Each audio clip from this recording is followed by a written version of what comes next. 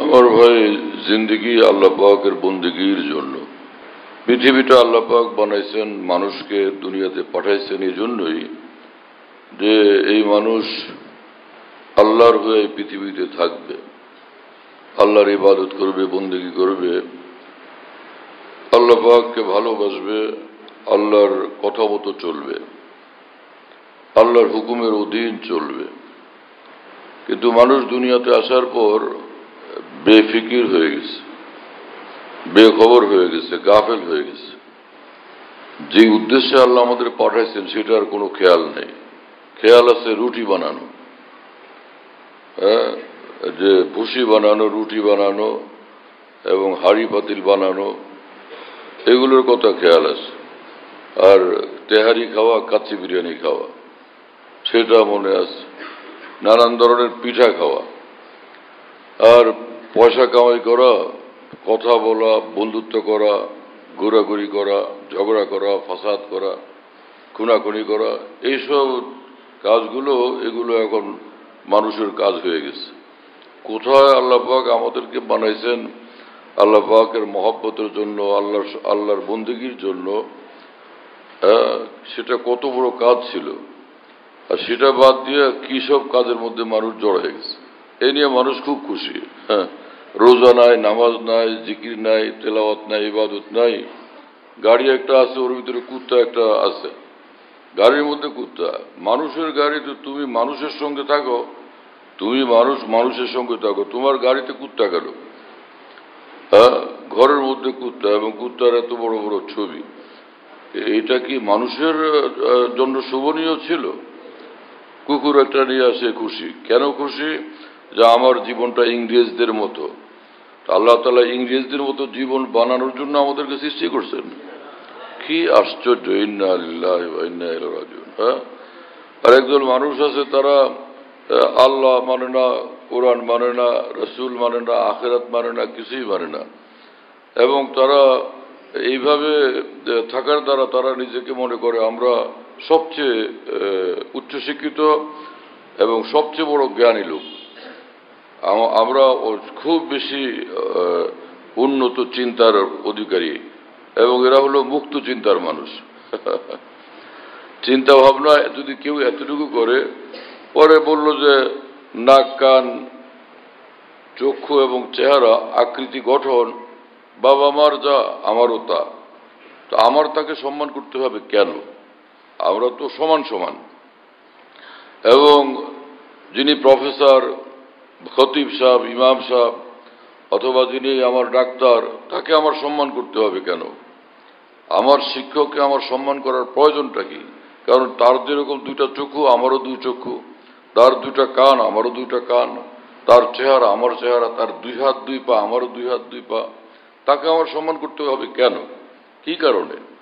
এইভাবে যদি মানুষ চিন্তা করে, তাহলে তো মানুষ কি উন্নতির দিকে যাবে না অধপতনের দিকে?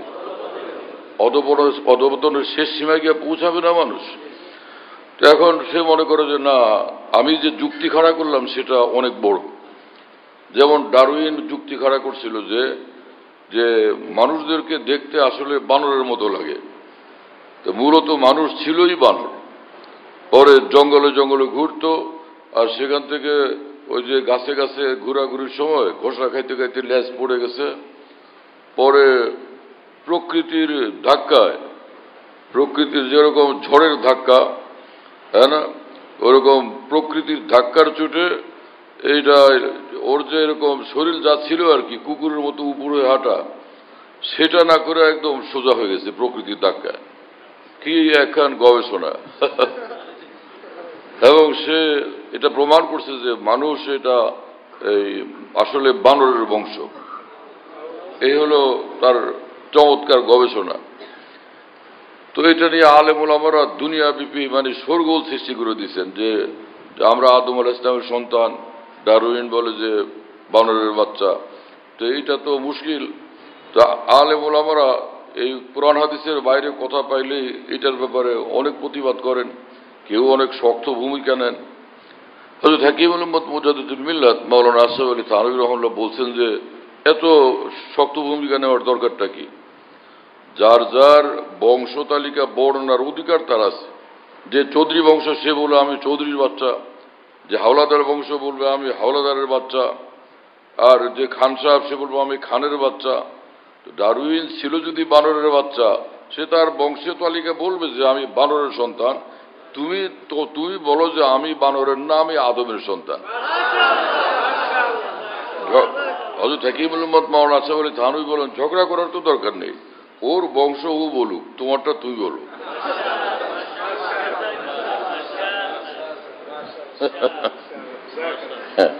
আল্লাহ আমাদেরকে হেফাজত করেন। কি একটা চমৎকার জীবন, ইমানি জীবন এবং ইসলামী জীবন। মাটির মানুষ এবং পানি, যে পানির কোনো দাম নাই, মূল্য নাই, এমন পানি থেকে এই মানুষের সৃষ্টি, মাটি থেকে মানুষের সৃষ্টি, আর সেই মানুষ এত দামি, কপাল রাখে নামাজে মহান রব্বুল আলামিনের কদমের উপরে, আর থাকে জমিনে সে সেজদা করে মহান আল্লাহকে। সুবহানাল্লাহ বিহামদি। একবার লা ইলাহা ইল্লাল্লাহ পড়ে মুহূর্তের মধ্যে তার লা ইলাহা ইল্লাল্লাহ সমগ্র আসমানকে অতিক্রম করে, আরশকে অতিক্রম করে আল্লাহ পর্যন্ত পৌঁছে যায়। এবং রাসূলুল্লাহ সাল্লাল্লাহু আলাইহি ওয়াসাল্লাম বলছেন লা ইলাহা ইল্লাল্লাহ, যে ঈমানওয়ালার লা ইলাহা ইল্লাল্লাহ আর আল্লাহর মাঝখানে কোনো পর্দা থাকে না। লা ইলাহা ইল্লাল্লাহ বলার সাথে সাথে সব পর্দা ছিন্ন ভিন্ন করে লা ইলাহা ইল্লাল্লাহ আল্লাহ পর্যন্ত পৌঁছে যায়। এক ঈমানওয়ালা বান্দা দোয়া করে, হাত উঠাইলো দোয়ার মধ্যে, হ্যাঁ না? হাত উঠানোর তরিকা হলো যে চেহারার সামনে হাত থাকবে, সিনার সামনে, চেহারার সামনে হাত থাকবে, কিন্তু এই যে কাঁধের উপরে হাত না উঠে। বহু লোককে দেখি, যে আলেম মানুষও, ইমাম সাহেব বা কোনো আলেম মানুষ, তাও দেখি যে অন্য লোকদের মতো এরকম হাত উঠায় সিনার উপরে। শিখে না, কারো কাছে মাথা নত করে শিখতে চায় না। খালি মাদ্রাসায় বই পুস্তক পড়ার দ্বারা নিজের মধ্যে দিনই জিন্দগি पैदा হয় না। না কিতাবों से, ना वाजों से, ना जर से पैदा, दीन होता है बुजुर्गों की नजर से पैदा। খালি 80 লক্ষ টাকার কিতাব কিনলে আর পড়লে সে তার মধ্যে দিনই জিন্দগি আসে না, যতক্ষণ পর্যন্ত কোনো কামেল আল্লাহ ওয়ালার অধীনে নিজেকে ন্যস্ত করে নিজেকে না গড়ে, নিজের তরবিয়ত না করে। না কিতাবों से, ना वाजों से, ना जर से पैदा, है ना?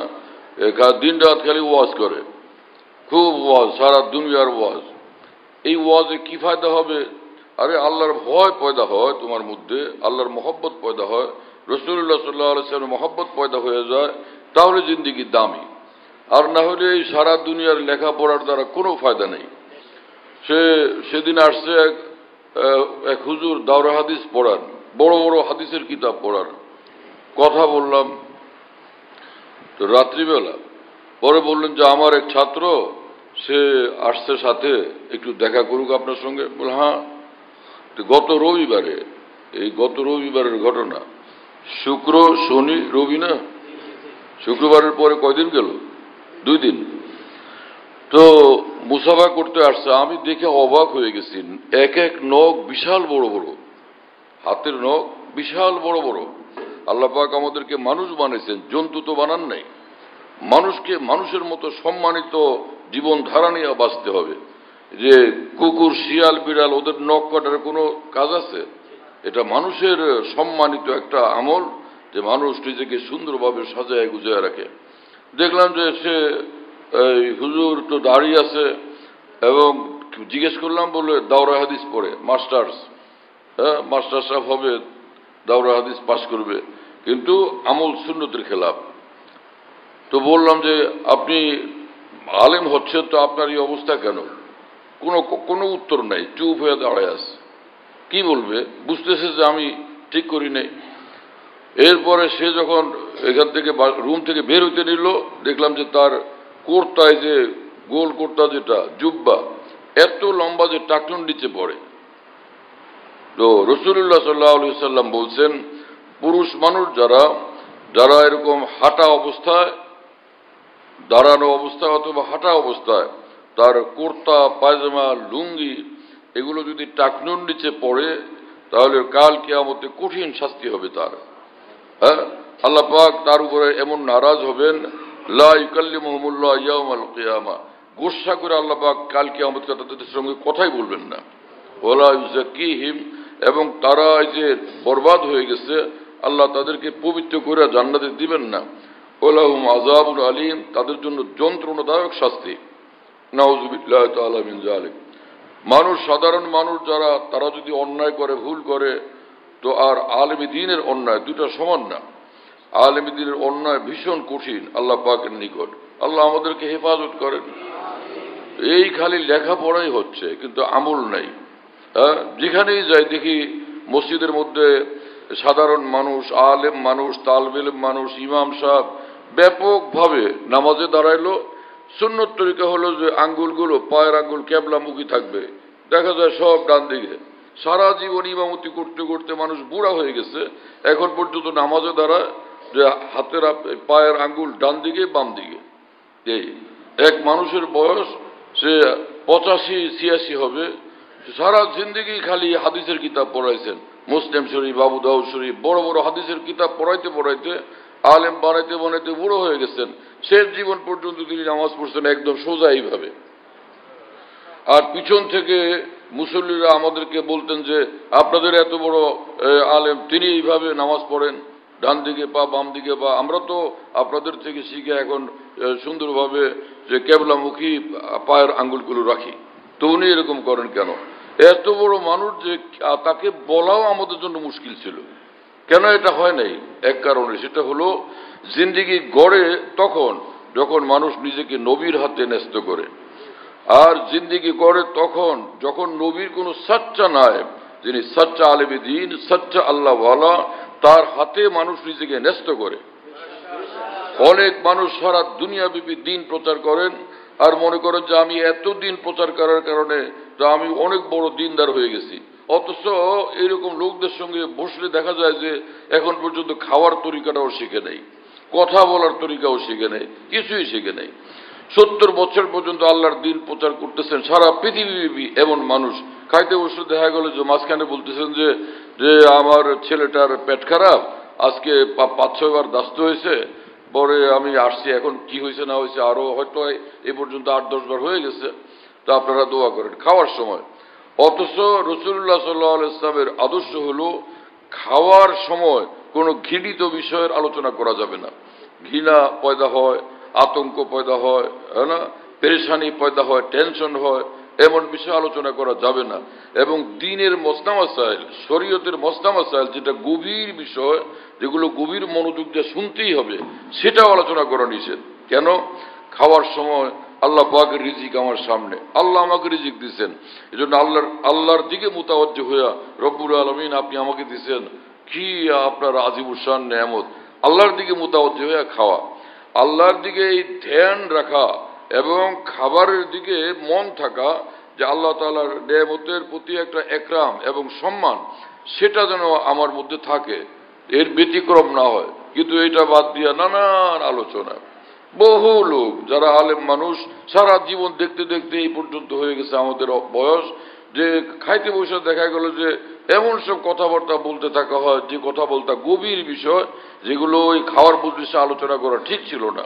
কেন এরকম হলো? 80 বছর না 500 বছরও যদি কোনো আলেম মানুষ বুখারী শরীফ পড়ান, কিন্তু কোন কামেল আল্লাহওয়ালা, যিনি আলেমে দ্বীন এবং ওলি আল্লাহ, তার হাতে নিজেকে যদি ন্যস্ত করে নিজেকে না গড়েন, এই 500 বছর বুখারী শরীফ পড়ানো সত্ত্বেও তার মধ্যে অসংখ্য ভুল ভ্রান্তি থাকবে। কে আমার ভাই কথা বুঝতেছেন আপনারা? আরে ভাই জলদি করো।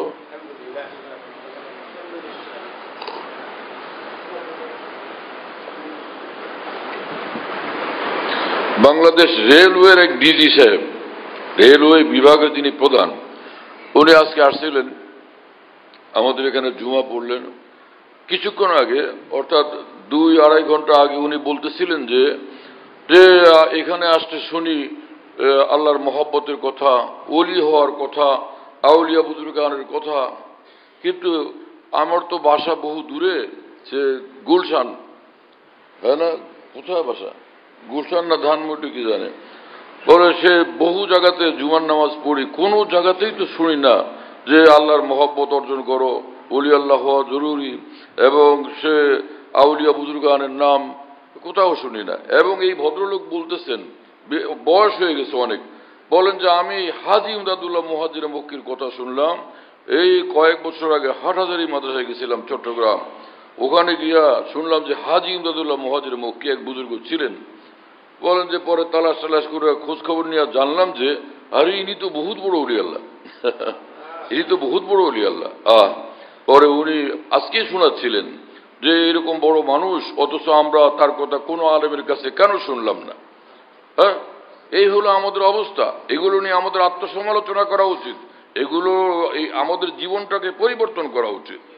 হ্যাঁ, মানুষের দাওয়াত ও তাবলীগের লাইনে যায়, যে এক চিল্লা দেয়, তিন চিল্লা দেয়, দেয় না এরকম মানুষ গেলে পরে তার মধ্যে একটু পরিবর্তন আসে কিনা। দেখা গেল যে আগে যেরকম ছিল সিনেমা হলে, এখন তো আর যায় না সিনেমা হলে। দাওয়াত ও তাবলীগের লাইনে ঘুরার পরে সিনেমা হলে যায়, নামাজ পড়ে না, মসজিদের বাইরে থাকে। তো এই মানুষটা কয়দিন গেছিল? মাত্র সে 40 দিন, অথবা 3 চিল্লা 340।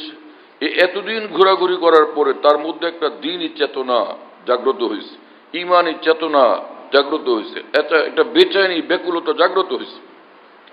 আর আমরা মাদ্রাসায় পড়াই তো সে 12 বছর 16 বছর পর্যন্ত পড়ার পরে তারপরও দেখা গেল সুন্নতের খেলাফ জিন্দিগি, দ্বীনের খেলাফ জিন্দিগি, হ্যাঁ, শরীয়তের খেলাফ জিন্দিগি। এটা কেন হচ্ছে?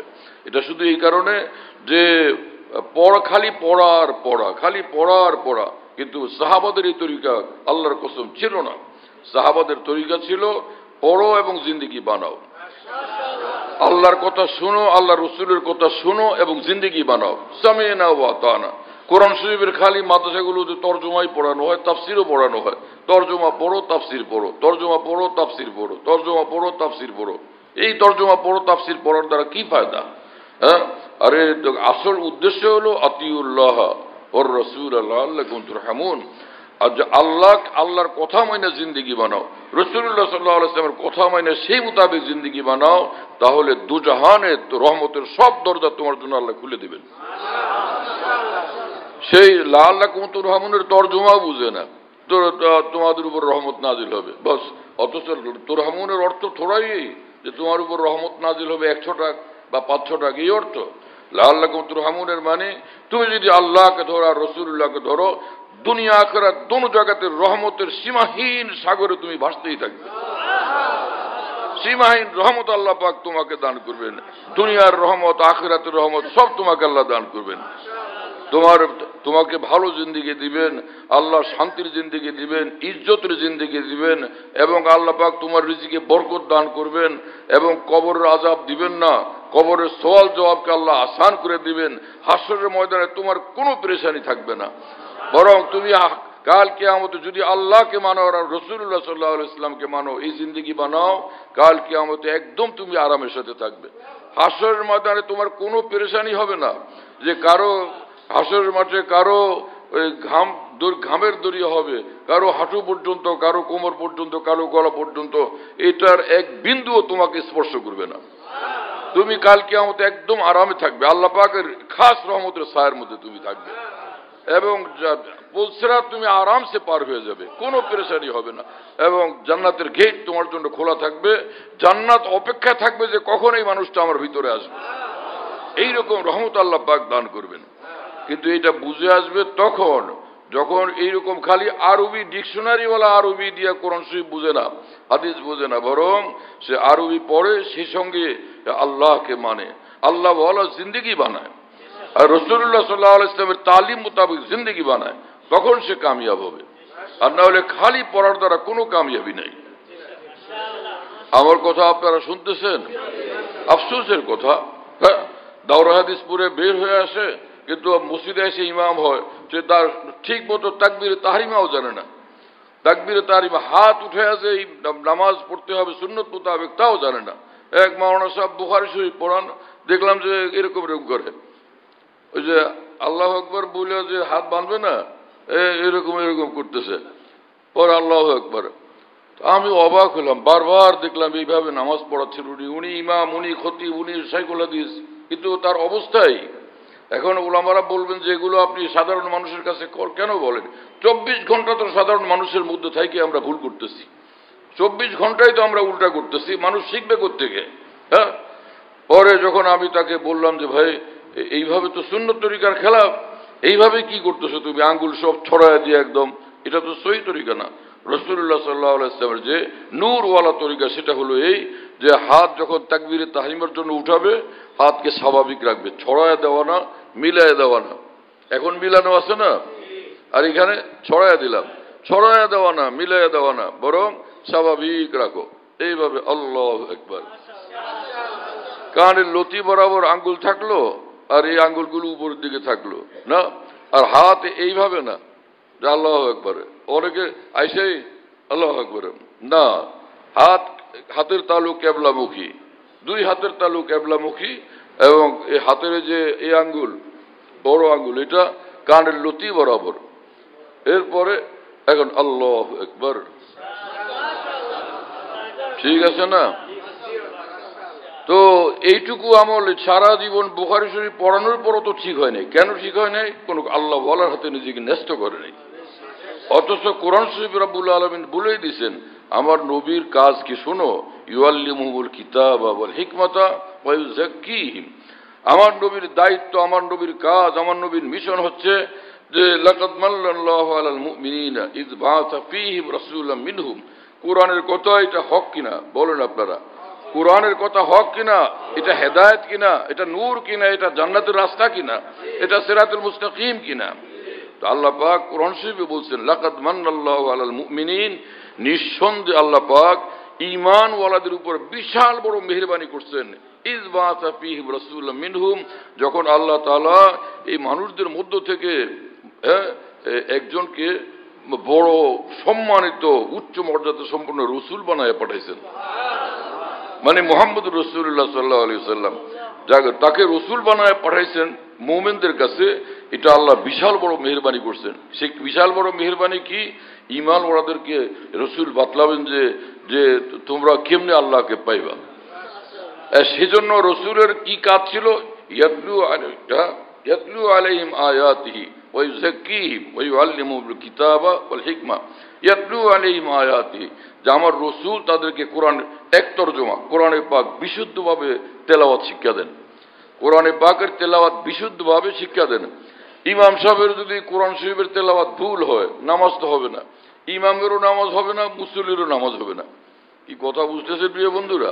ইমাম সাহেব নামাজ দাঁড়াইছে, এখন আলেম ওলামারাও কয়েকজন এসে ওখানে দাঁড়ায় গেছে, তারা বুঝতে পারছে যে ইমাম সাহেব উল্টা পাল্টা তেলাওয়াত করে। আগে আমি সারা দেশে ব্যাপক সফর করতাম, সারা দেশব্যাপী। আলহামদুলিল্লাহ তখন হিম্মতও ছিল, শরীরেরও শারীরিকভাবেও এরকম শক্তি ছিল, তো সারা দেশ সফর করতাম। কিন্তু জায়গায় জায়গায় দেখতাম যে ইমাম যে মসজিদের তার একদম তেলাওয়াত এমনটা ভুল যে নামাজ হবেই না, নামাজই হবে না। তো জায়গায় জায়গায় গিয়া ওই নামাজের টাইম হয়ে গেলে যে মাগরিব এশা জোহর আসর তো দিশা পাওয়া যায় না, তাও অনেকটা বোঝা যায় যে সামি আল্লাহু লিমান হামিদা বলে বা কি বলে, এর থেকেও কিছুটা আঁচ করা যায়, পুরোপুরি বোঝা যায় না। কিন্তু মাগরিব এশা ফজর 3 নামাজে তো পরিষ্কার পড়তে হয়, শুনে পড়তে হয়, ওই সময় বোঝা যায়। তাহলে একটু চুপচাপ থাকতাম যে আগে দেখি কি পরিস্থিতি। যদি দেখতাম কারা ঠিক পড়তেছে আল্লাহু আকবার, আমরা নামাজে ইক্তেদা করতাম। আর যদি দেখি গোলমাল তো আসলে ওখান থেকে কেটে পড়তাম, সরে যেতাম, দূর এক জায়গায় গিয়ে কোথাও নামাজ পড়ে নিতাম। কি কথা বুঝেন নাই?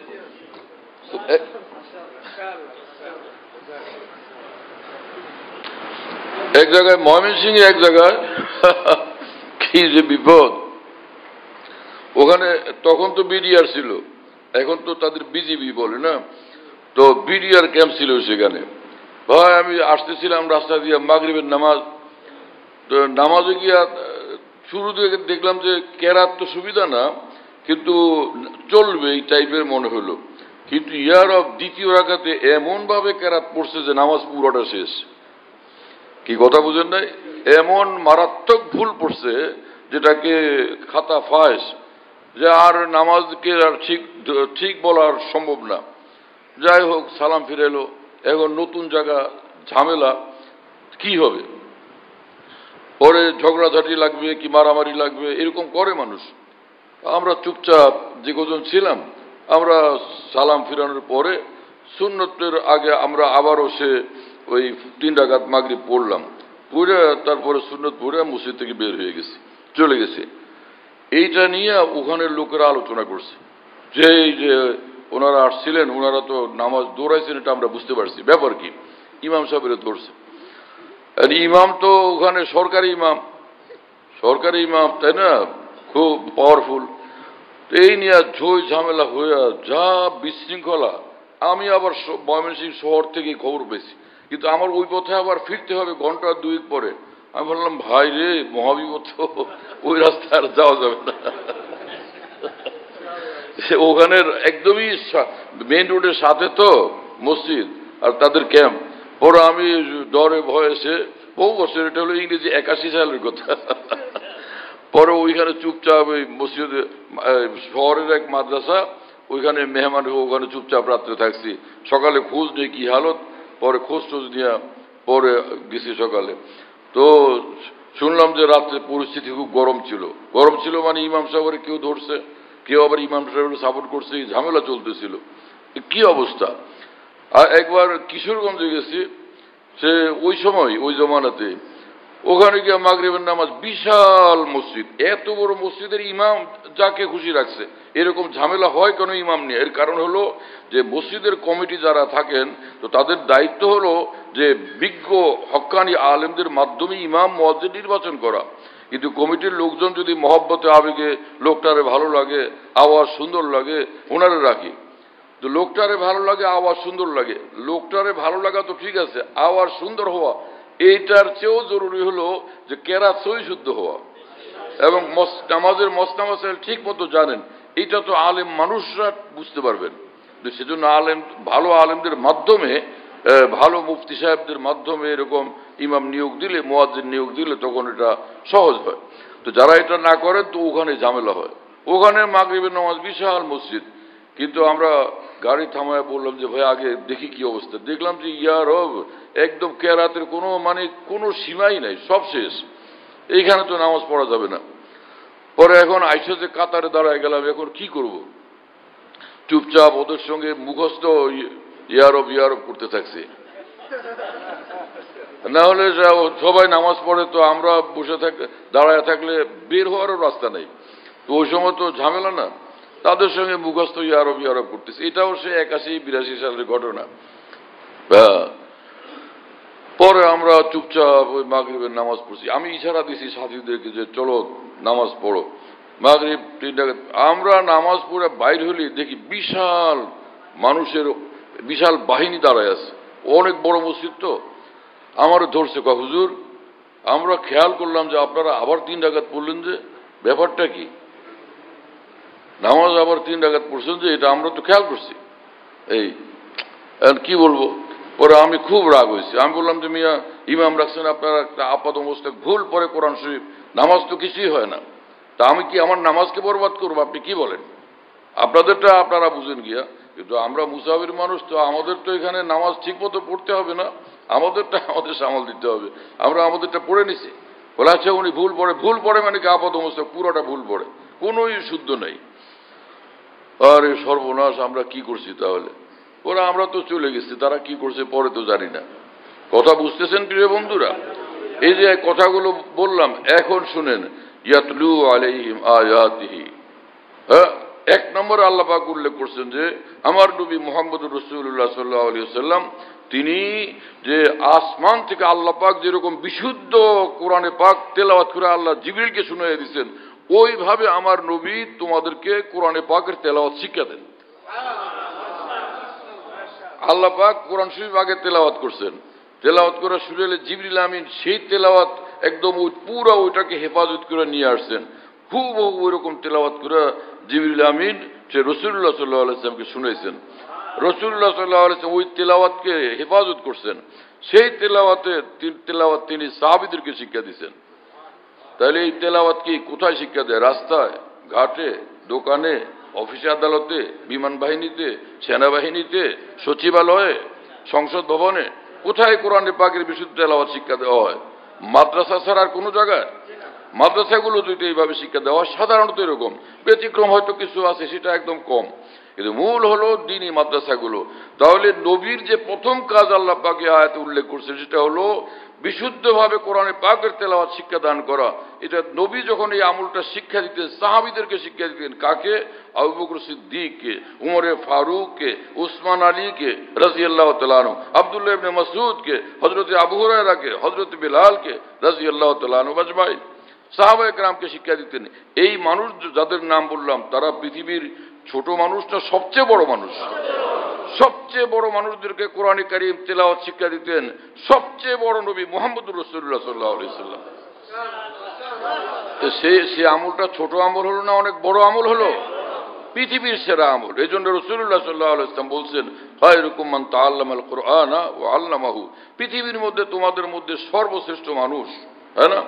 যে খায়রুকুম মানে কি? যে যারা কাফের মুশরিক তো কাফের মুশরিকই, তারা তো এমনিতেই সব জাহান্নামী। তো খায়রুকুম, সারা বিশ্বের মুসলমানদের মধ্যে ওই মানুষ সবচেয়ে দামি, সবচেয়ে বড়, সবচেয়ে ভালো, সবচেয়ে উচ্চ আসনে আসীন যেই মানুষ কোরআনে পাক শিখে এবং কোরআনে পাক শিক্ষা দান করে।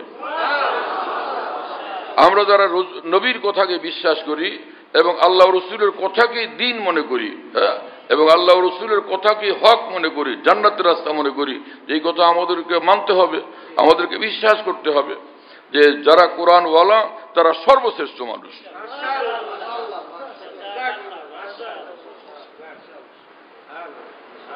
এবং এটা তো এক হাদিস শরীফ, এবং রাসূলুল্লাহ সাল্লাল্লাহু আলাইহি ওয়াসাল্লাম বলছেন, ইন্নাল্লাহ ইয়ারফাউ বিহাযাল কুরআন আকওয়ামান ওয়া ইয়াযাউ বিহি আখারিন। রাসূল পাক সাল্লাল্লাহু আলাইহি ওয়াসাল্লাম বলেন, এই কোরআনকে যারা ধরে, এই কোরআন যারা পড়ে, কোরআন মোতাবেক জীবন গড়ে, এই কোরআন তাদেরকে ঊর্ধ্বে উঠায় এবং উঠাইতেই থাকে। আর কোরআন থেকে যারা দূরে, তো এই তারা অধঃপতিত হইতে থাকে। সারা দুনিয়ার লেখাপড়া করে, কলেজ ভার্সিটিতে, হ্যাঁ না, সারা পৃথিবীর সব জ্ঞান বিজ্ঞানের শিক্ষা সেখানে আছে। আফসোস কেন যে সেখানে কোরআনের শিক্ষাটুকু নাই, ইসলামের শিক্ষাটুকু নাই। হ্যাঁ, ধর্ম নিরপেক্ষতা রক্ষা করতে গিয়ে যদি ইসলাম শিক্ষা দেওয়া, এই কারণেই যদি কেউ মুশকিল মনে করেন শিক্ষা বিভাগ, তাহলে সে সব ধর্মের বই আপনারা পড়ান সেখানে।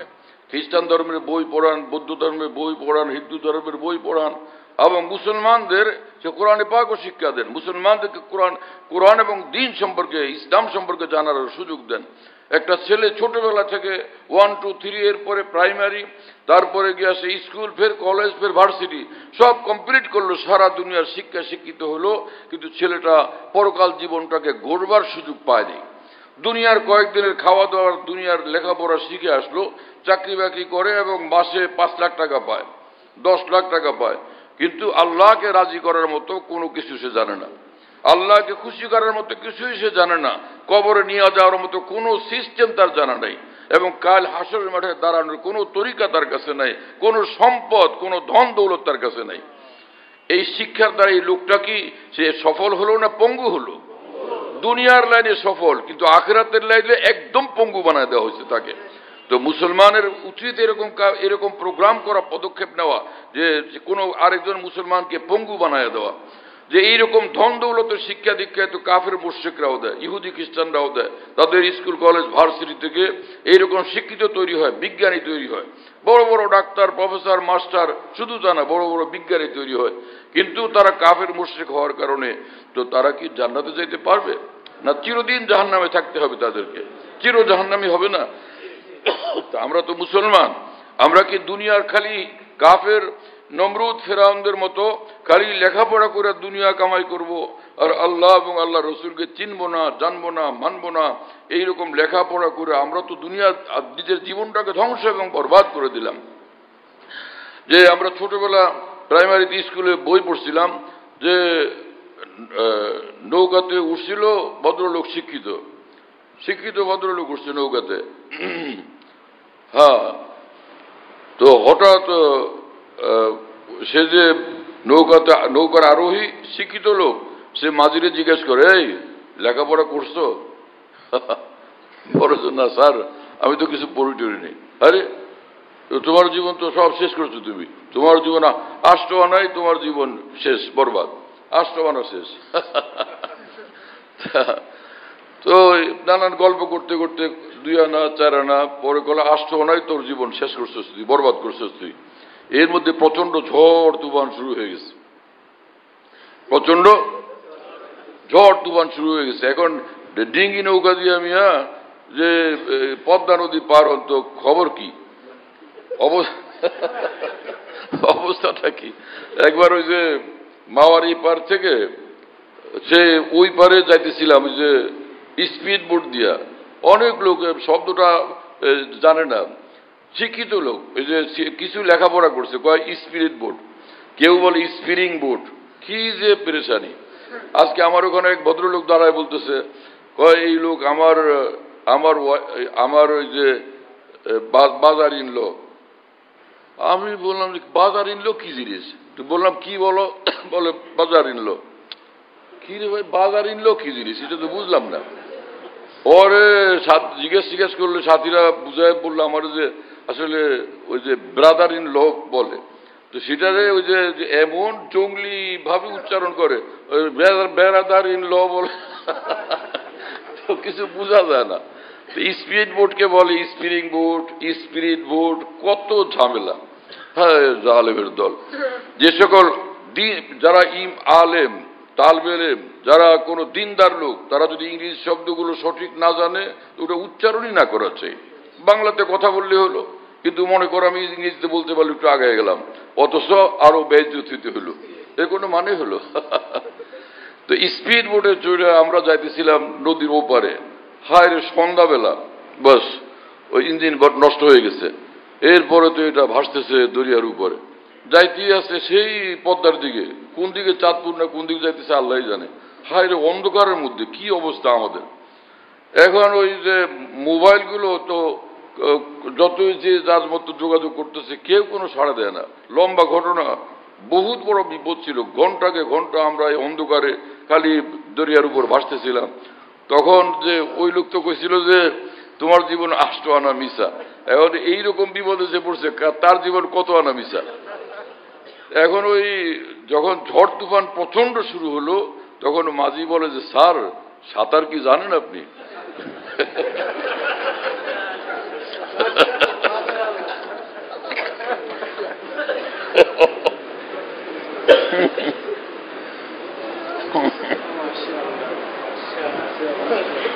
তো সে এতক্ষণ যে সারে বড় দম্ভ গর্ব প্রকাশ করতেছিলেন, কি ভীষণ দাম্ভিকতা, কি দাম্ভিক ভাবে এক এক আওয়াজ, এই তুই তোর জীবনটাকে 8 আনাই বরবাদ করছিস তুই।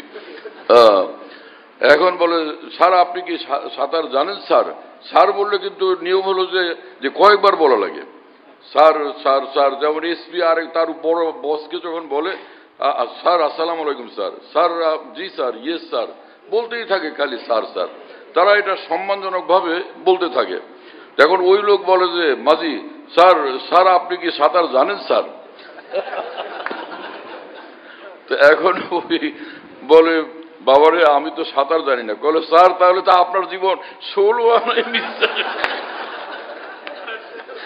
আপনার জীবন তো তাহলে স্যার 16 আনাই মিশা। কারণ আপনি এখন তো যদি আমার নৌকা উল্টে ফেলে বাতাসে, তাহলে আমি তো সাঁতার জানি আলহামদুলিল্লাহ, আমি তো কুলে উঠে যাবো স্যার। আমার তো 8 আনা বরবাদ, কিন্তু বাকি 8 আনা দিয়ে আমি উঠে যাবো কুলে। কিন্তু আপনার তো স্যার মরা ছাড়া উপায় নেই স্যার।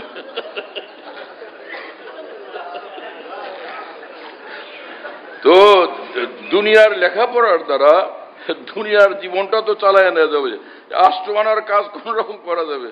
কিন্তু সে এখান থেকে পরকাল জীবনে পাড়ি দেওয়ার পর দেখা যাবে জীবনটা তো 16 আনাই মিশে। জীবনটাকে 16 আনা মিশা বানানোর লেখাপড়া করা হচ্ছে। এটা কি ধরনের কাজ হলো মুসলমানদের জন্য? যারা উচ্চ স্তরের নেতৃবৃন্দ রাষ্ট্র পরিচালনা করেন, তাদের এতটুকু দায়িত্ব নাই যে মানুষগুলোর আখিরাত যাতে বরবাদ না হয়, এরা যাতে জাহান্নামী না হয়, এটুকু ফিকির করার দায়িত্ব নাই। আল্লাহ এবং আল্লাহ রসুলের সামনে কাল কিয়ামতে আমাদের হাজির হইতে হবে। সেই মহান আল্লাহর সামনে গিয়ে আমরা কি মুখ দেখাবো? আমার নবীর সামনে আমরা কি মুখ দেখাবো? এতটা ধর্ম নিরপেক্ষতা নিয়ে ব্যস্ত আছেন যে আখিরাত সামলানোর জন্য কোনো ফিকিরই নেই। এটা তো ঠিক না। সব ধর্মের মানুষদেরকে শিক্ষা দেন যাতে কেউ অসন্তুষ্ট না হয় এবং কেউ কোনো কথা বলার সুযোগ না পায়, ফাঁক না পায়, সেটা ব্যবস্থা করেন না কি জন্য? আল্লাহ তাআলা সকলকে বুঝ দান করেন। এবং শুনেন, সব মানুষের রাসূলুল্লাহ সাল্লাল্লাহু আলাইহি সাল্লামকে মুসলমান তো বিশ্বাস করে। রাসূলুল্লাহ সাল্লাল্লাহু আলাইহি সাল্লাম বলছেন, কুল্লুকুম রাইন ওয়া কুল্লুকুম মাসউলুন আন রাইয়াতিহি, তোমরা সবাই তোমাদের দ্বীনি জিন্দেগীর ক্ষেত্রে দায়িত্বশীল, তাই না? তোমরা প্রত্যেকে দায়িত্বশীল। এবং ভাইয়া বলছেন রাসূলুল্লাহ সাল্লাল্লাহু আলাইহি সাল্লাম, স্বামী দায়িত্বশীল তার স্ত্রীর জন্য, এবং পিতা তিনি দায়িত্বশীল তার সন্তানদের জন্য, পরিবারের প্রধান তিনি দায়িত্বশীল তার পরিবারের প্রধানের জন্য। অনুরূপভাবে যারা সমাজের নেতৃবৃন্দ তারা সমাজের জন্য দায়িত্বশীল। রাষ্ট্রের যারা নেতৃবৃন্দ এবং কর্তৃত্ব এবং ক্ষমতা যাদের হাতে আল্লাহ দান করছেন, যে সমস্ত দেশবাসীকে সঠিক পথের পরিচালনা এবং আলোর পথে পরিচালনা এবং জান্নাতের পথে নেওয়ার জন্য নিঃসন্দেহে তারা দায়িত্বশীল। খালি রাষ্ট্র পরিচালনার দায়িত্বশীল তো তারা না।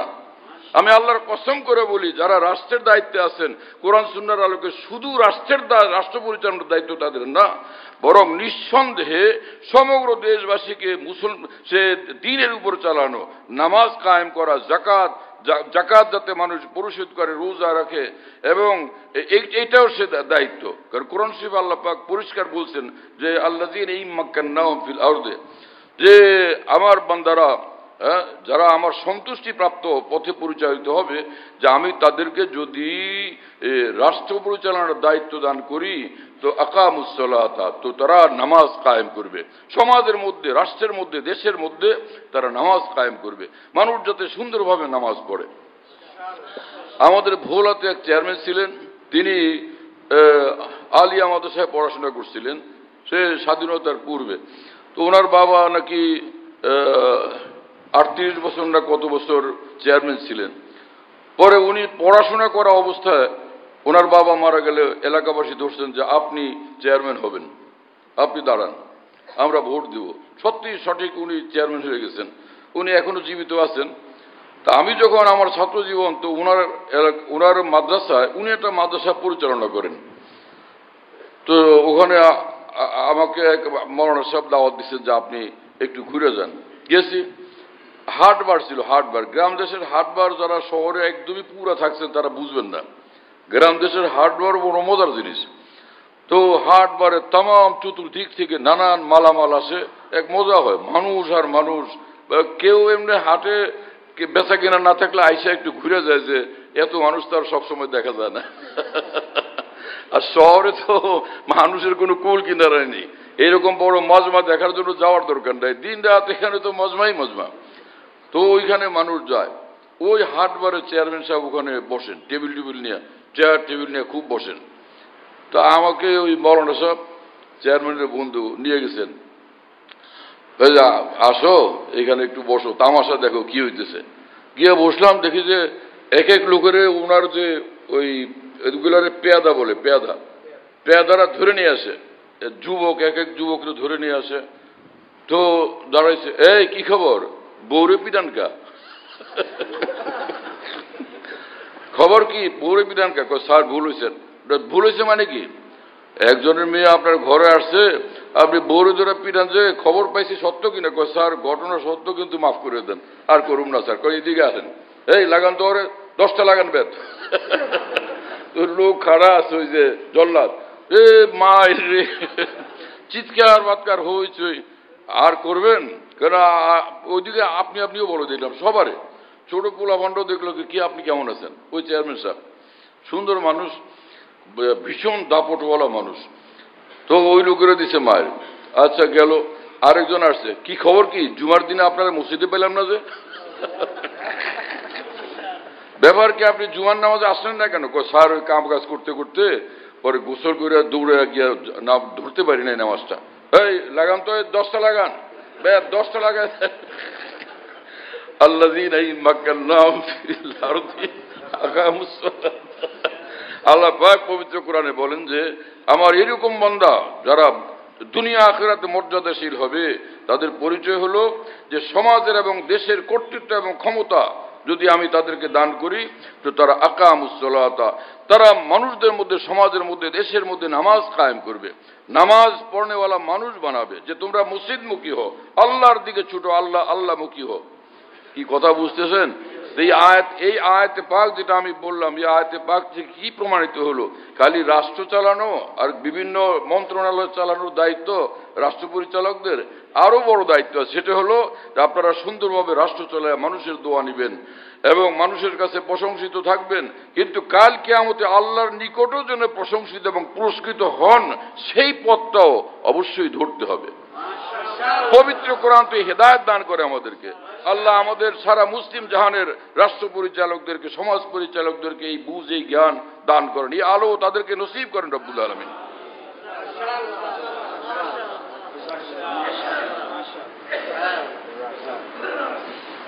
হ্যাঁ, কোথা থেকে কোথাও চলে গেছি। ইয়াতলু আলাইহিম আয়াতি, প্রথম কাজ নবী যে আল্লাহ পাক নবীর যে 4টা এই দায়িত্ব, গুরুত্বপূর্ণ দায়িত্ব আল্লাহ পাক এই আয়াতে উল্লেখ করছেন, সেই দায়িত্বের মধ্যে প্রথমটা হলো ইয়াতলু আলাইহিম, তিনি তেলাওয়াত করেন আলাইহিম সাহাবীদের উপর, মানে পবিত্র কোরআন তেলাওয়াত করে তাদেরকে বিশুদ্ধ কোরআনে কারীম শিক্ষা দান করেন।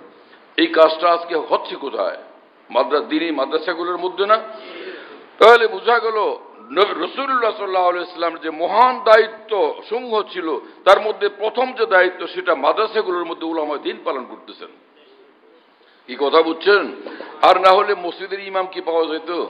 কোরআন শরীফ বিশুদ্ধ তেলাওয়াত যদি মাদ্রাসাগুলোর মধ্যে না দেওয়া হইতো, কোন মসজিদের ইমাম পাওয়া যেত? কোন মসজিদের খতিব পাওয়া যেত? এই সমস্ত দুনিয়ার মসজিদগুলোর মধ্যে ইমাম এবং খতিব যে পাওয়া যাচ্ছে, যাদের পিছনে আমরা নামাজ পড়তে পারতেছি, এটা শুধু মাদ্রাসাওয়ালাদের কল্যাণ, মাদ্রাসাওয়ালাদের সেবার ফসল সেটা। রাসূলুল্লাহ সাল্লাল্লাহু আলাইহি ওয়াসাল্লাম বলছেন, ইন সাররাকুম আন তুকবালা সালাতুকুম ফালইউম্মাকুম উলামাউকুম ফাইন্নাহু ওয়াবদুন লাকুম বাইনাকুম ওয়া বাইনা রাব্বিকুম, তোমরা যদি চাও যে তোমাদের নামাজ পড়লে তা যেন কবুল হয়েই যায়, তো উলামা আলেমদেরকে তোমরা ইমাম বানাও, তাহলে এরা হচ্ছেন আল্লাহর সামনে তোমাদের পক্ষ থেকে প্রতিনিধিত্ব করার জন্য সবচেয়ে যোগ্য মানুষ। আল্লাহ এবং বান্দার মাঝখানে প্রতিনিধিত্বের জন্য এই আলেমরাই হচ্ছেন যোগ্য মানুষ। হ্যাঁ, এটা আল্লাহ রাসূল সাল্লাল্লাহু আলাইহি ওয়াসাল্লাম বলতেছেন। যে সেই যোগ্য মানুষগুলো তৈরি হচ্ছে তো নিঃসন্দেহে মাদ্রাসাগুলোর মধ্যে। এখন নামাজ সহি না, নামাজ ঠিক হলো না ব্যাঠিক হলো, এ ঝামেলা হয়ে যায় না? সেটারে নামাজ ঠিক হলো না ব্যাঠিক হলো, শুদ্ধ হলো না অশুদ্ধ হলো, এটা কে বুঝাইয়া দিবে? একজন আলেম ছাড়া আর কেউ তো পারবে না। আমি গেন্ডারিয়াতে থাকি তো, ঢালকানগরে, ওখানে আমি ইংরেজি 85 সালে আসছি। পুরা চতুর্দিকে ইমাম যারা ছিলেন ওই জমানায়, মানে মসলা মাসাইলের খোঁজখবর নাই, সঠিক না ভালো জানাশোনা লোকজন একদমই কম ছিল। মসজিদে মসজিদে পেরেশানি। আমি দিন রাত দোয়া করতাম, আল্লাহ এই সকল অঞ্চল, না এই গেন্ডারিয়া, ফরিদাবাদ, তামাম এই অঞ্চলে বড় বড় আলেমদেরকে আল্লাহ আপনি ইমাম বানায় দেন, মসজিদের খতিব বানায় দেন। এখন আমি ভাবলাম যে আমি তো আর এগুলো করতে পারতেছি না সমাধান, কিন্তু আল্লাহর কাছে বলতে তো পারি। বলতেই থাকলাম কয়েক বছর। আল্লাহ চতুর্দিকে ঝামেলা। ওই সময় এক এক মসজিদে ঝামেলা হইতো, পরে ওই কমিটির লোকেরা বলতো যে ওনার কাছে যাও, তো তারা দলবান্ধা আসতেন যে এরকম আমাদের মসজিদে নামাজ নিয়ে ঝামেলা হয়েছে, তো এইটা নামাজ আছে না গেছে। পরে আমি শুই না, পরে তা বলতাম যে এটা সমাধান যেটা ফিকহের আলোকে সেটা শুনিয়ে দিতাম, তো ওনারা খুশি হয়ে চলে যেতেন।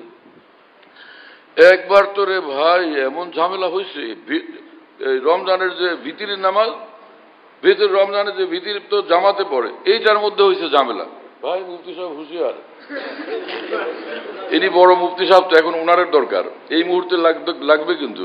হ্যাঁ, এখন তো কঠিন ঝামেলা পড়ে গেলাম। তো সেদিন এইরকম ঝামেলা এটা আগে পড়ছিলাম না। সেটা কি তরিকা হলো কি, ভিতরে তৃতীয় রাকাতে যে আলহামদু পড়লেন, কুল আল্লাহ পড়লেন, জাসুরা পড়লেন, পড়ার পরে এখন কি আল্লাহু আকবার, হাত উঠানো না, হাত উঠাবো না, হাত উঠায় ফের হাত নামায় কি দোয়ায় কুনুত পড়লাম। দোয়ায় কুনুত কি সেটা? আল্লাহুম্মা ইন্না নাস্তাঈনুকা, এটা না? আচ্ছা, দোয়ায় কুনুত পড়লাম, কিন্তু এখানে একটা আমল আছে যেটা আমাদের হয়তোবা অনেকের অথবা অধিকাংশের জানা নেই। সেটা কি? দোয়ায় কুনুতের পরে দুরূদ শরীফ পড়া মুস্তাহাব। কি কথা বুঝতেছেন? দোয়ায় কুনুতের পরে দুরূদ শরীফ পড়া মুস্তাহাব, তারপরে রুকুতে যাওয়া। এটা কি আমাদের জানা আছে? মনে হয় যে প্রায় লোকেরই জানা নেই, এমনকি বহুত এলেম ওয়ালাদেরও এই বিষয়টার এলেম নেই। কি কথা বুঝতেছেন প্রিয় বন্ধুরা? দোয়ায় কুনুতের পরে দুরূদ শরীফ পড়া মুস্তাহাব, তারপরে হলো রুকুতে যাব আমরা।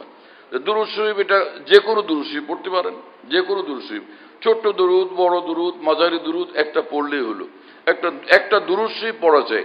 আমরা আগামী দিন থেকে এটা আমল করবো তো ইনশাআল্লাহ। সাবাস, মাশাআল্লাহ। দেখবেন যে কালকে যখন আমল করবে দিলটা খুশিতে বাগ হয়ে যাবে, যে হায় রে হায়, এত বড় সম্পদটা এতদিন হারাইছিলাম, আজকে আল্লাহ নসিব করছেন। একদম অন্তর খুশিতে বাগ হয়ে যাবে। তো এইটা এখন তো দোয়া কুনুত হলো, দুরূদ পড়া কোনো ওয়াজিব না, মুস্তাহাব। পড়লে ফায়দাই ফায়দা, লাভই লাভ, বড় রকমের লাভ। না পড়লে নামাজ নষ্ট হবে না, ক্ষতি হবে না। ঠিক আছে না? এই এখন ওই এরপরে তো আল্লাহ, এখন রুকুতে যাওয়া না, রুকুতে যাবে না।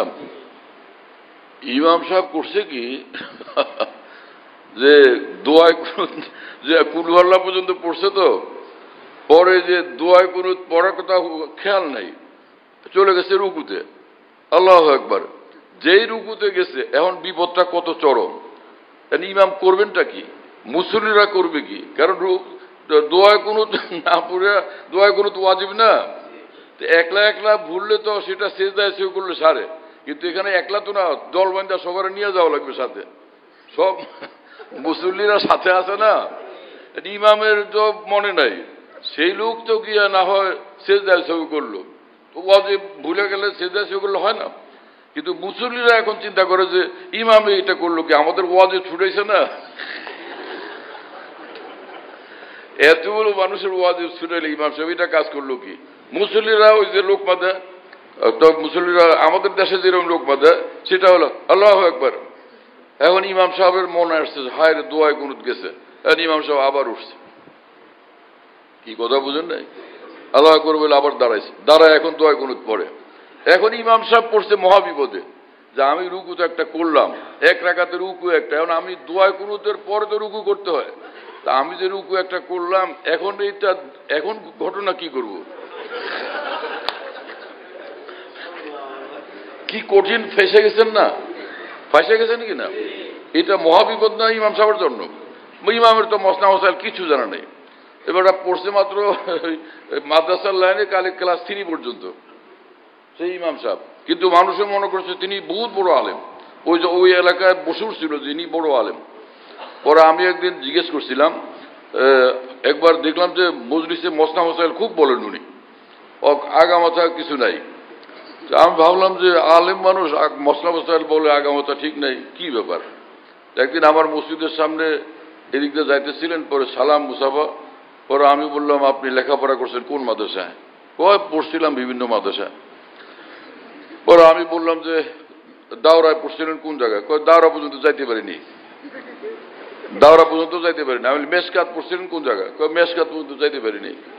অভাবের সংসার। আমি পড়ছিলেন তাহলে কোন পর্যন্ত? মিজান পর্যন্ত, মানে ক্লাস 3 পর্যন্ত। আমি ভাবলাম যে আল্লাহ রে, ক্লাস 3 পর্যন্ত পড়িয়া বড় বড় আলেমদের সামনে মসনা মশাইলের চোটপাট দেখাইতেছেন, বাগড়ি টাগড়ি বাইন্দা। এইরকম সমাজে বিশৃঙ্খলা, অথচ এর মধ্যে মুসলমানরা খবর রাখবে না যে এই সমাজের যোগ্য আলেমকে, যার কাছে গেলে আমরা দিনের কথা সঠিকভাবে জানতে পারবো। এখানে ওয়াহাবুল উলুম আছে, কাছে না দূরে, এটা যে চান মিয়া মাদ্রাসা বলে, সেখানে বড় বড় আলেম মানুষরা আছেন। গিয়া ওখানে একটু জিজ্ঞেস করলো যে ভাই আমাদের এই মাসলাটা আপনি একটু বলেন। তা আমার কাছে যখন তারা আসলো ওই নামাজের ঝামেলা নিয়ে, তারপরে ইমাম সাহেব রুকু আরেকটা করছে। কি কথা বুঝেন নাই? এখন ইমাম সাহেব রুকু আরেকটা করার পরে, এইবার তো রুকু হলো 2টা, এইবার উপায় কি?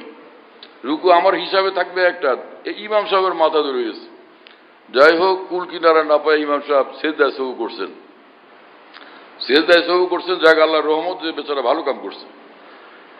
সেজদায় সহু করে এখন মুসল্লিরা মিলা, ইমাম সাহেব মিলা সবাই পেরেশান যে ভাই আমাদের নামাজের উপায় কি? ইমাম সাহেব কি নামাজ কি আমাদের ঠিক আছে তো না কি গেল? মশলাটা আমি দিশা পাইলাম না। পরে ওরাও সব মুসল্লি ওখানে বসে দিয়ে পরে আসছে যে আমি যেখানে ছিলাম, আমি যেখানে আছি সেখানে আসছে, আচ্ছা পরে আমারে বলছে। আমিও ভাই এই মশলা তখন পর্যন্ত এইরকম মশলার সম্মুখীন হইনি। আমি তাড়াতাড়ি জলদি জলদি আল্লাহর মেহরবানি কিতাবাদি দেখলাম, পরে বললাম যাই হোক সিজদায় সই করছেন তো, আল্লাহর রহমতে নামাজটা হয়ে গেছে। ঠিক আছে না হুজুর?